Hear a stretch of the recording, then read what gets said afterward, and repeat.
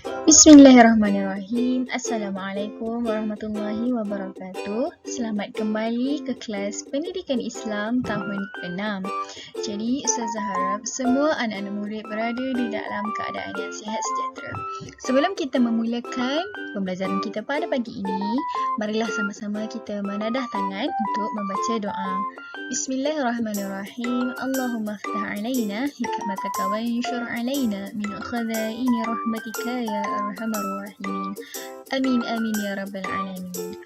Jadi jom kita lihat apakah tajuk pembelajaran kita pada pagi ini.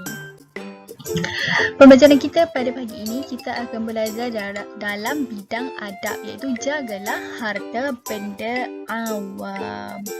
Jadi jom kita tengok apakah kandungan ataupun isi pelajaran yang akan kita pelajari pada hari ini. Yang pertama, kita akan lihat contoh harta benda awam. Yang kedua, kita akan tengok adab terhadap harta benda awam. Yang ketiga, kepentingan mengamalkan adab terhadap harta benda awam. Dan yang terakhir, kita akan belajar tentang akibat tidak mengamalkan adab terhadap harta benda awam.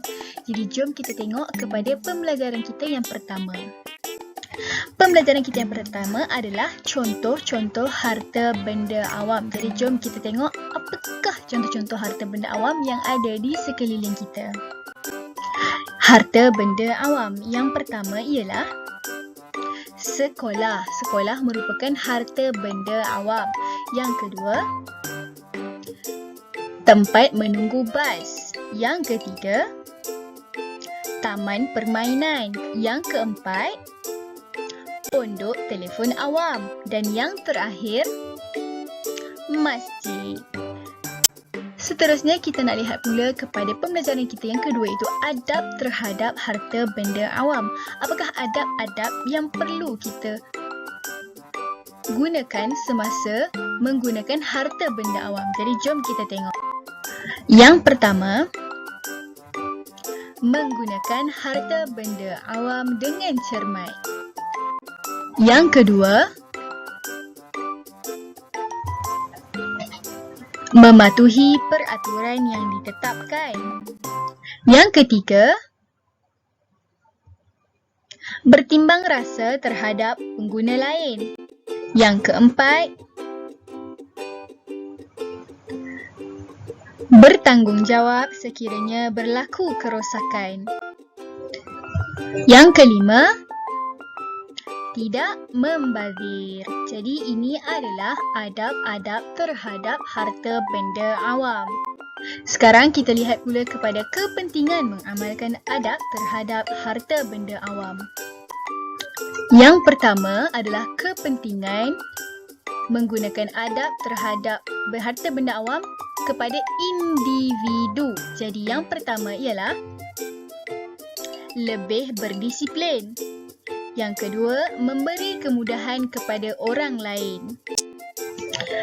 Bagi masyarakat pula, suasana harmoni dalam kalangan masyarakat.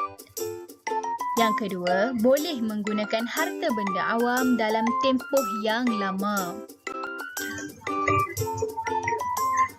Kepada negara, menaikkan imej negara. Yang kedua, menjimatkan kos. Sekarang kita lihat pula kepada akibat tidak mengamalkan adab terhadap harta benda awam. Yang pertama, berlakunya pembaziran. Yang kedua, menyusahkan orang lain. Seterusnya, banyak kemudahan rosak dan musnah. Seterusnya, masyarakat akan berpecah belah. Dan yang terakhir, ekonomi negara terjejas.